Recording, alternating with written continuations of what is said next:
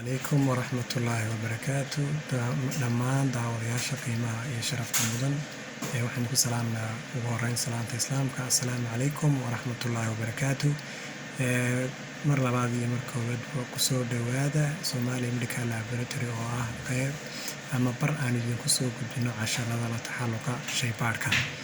insha Allah maanta waxaanu ka hadli doonaa dadka shaybaarista ee meelaha ka shaqeeyaan ama qaybaha kala duwan sidoo kale waxaan ka hadli doonaa shaybaarka qaybaha loo qaybiyo oo ugu muhiimsan maanta waxaynu casharkeena ku baran doono insha Allah horta saynu shaybaarka hore soo sheegnay waa goob lagu ogaado horta waa qayb kamid ah caafimaadka taasoo lagu ogaado xanuunada ku dhaca jirka bini'aadamka ama waa goob lagu ururiyay qalabka lagu ogaado ilma aragtiga caafimaad darrada ama waxyeeleeya jirka bini'aadamka xaaladooda caafimaad ayaynu oran karnaa waa laboratory ama waa shaybaar shaybaarka dadka ka shaqeeya imaayo waxa ka shaqeyn karaa central laboratory oo isbitaal guud oo dawladda imaayo waxa ka shaqeyn karaa institute oo sida kuwa degmooyinka iyo gobolada oo kala imaayo waxa ka shaqeyn karaan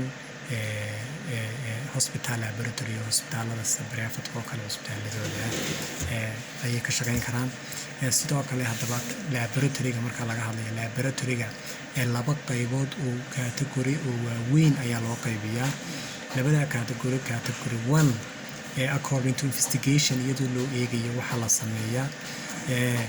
according to investigation iyadoo loo eegayo waxa loo qaybiyaa waa manual iyo automatically manual iyo automatically manualka afar qaybood ayaa ugu muhiimsan waxa kooka physical examination waxa laba ka chemical examination waxa saddex ka microscopical examination waxa sidoo kale afar ka serological examination marka daba loo eego automatically waxa loo qaybiyaa iyadana ilaa ugu yaraan afar qaybood number 1 waxa ka clinical chemistry machines number 4 waxa ka CBC machines sidoo kale saddex waxa ka hormonal assay machines ama ELISA test sidoo kale afar waxa ka electric ama electrolyte machines oo ay sameeyeen oo baara macdanaha saareen chloride waxyaabaha waxa jira jinay roo kale oo soo raaca oo sida glucometer oo kale iyo sidoo kale jinyaro lagu baaro maxay hayday lagu baaro arterial blood gases oo kale khaas sidoo kale iyadoo loo eegayo according to the department marka loo eegayo waxa loo qaybiyaa iyagana clinical pathology clinical microbiology iyo clinical biochemistry according to the department marka loo eegayo waxa loo qaybiyaa clinical pathology clinical microbiology iyo clinical biochemistry iyadoo loo eegayo clinical pathology waxa loo sii qaybin karaa hematology histopathology routine pathology iyo sidoo kale cytology inta ayadana loo qaybin karaa iyadoo loo eegayo microbiology marka loo eegayo waxa iyadoo loo qaybin karaa virology waxa loo qaybin karaa mycology waxa loo qaybin karaa parasitology iyo sidoo kale bacteriology according to the hormone marka loo eegayo waxa loo qaybin karaa biochemistry hormonal assay iyo electrolytes ayagana loo qaybin karaa hadaba sababaha keena in gruubada la isku raaciyo ama ablaaleynta marka loo sameeyo qaybaha departmentiga waxyaabaha sabab waxa kooka materialka la isticmaalayo imika sidoo marka la isticmaalayo oo kale tubada dhiiga lagu qaado oo kale mishiinada oo kale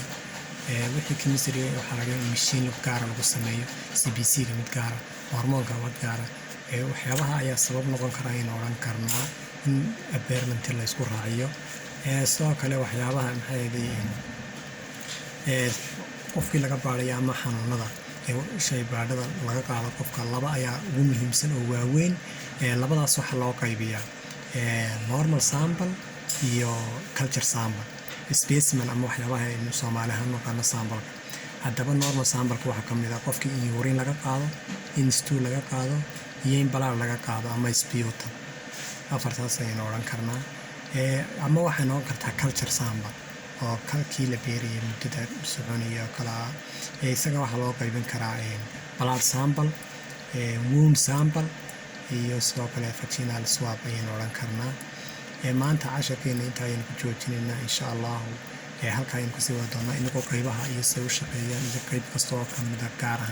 gaar u baran doona.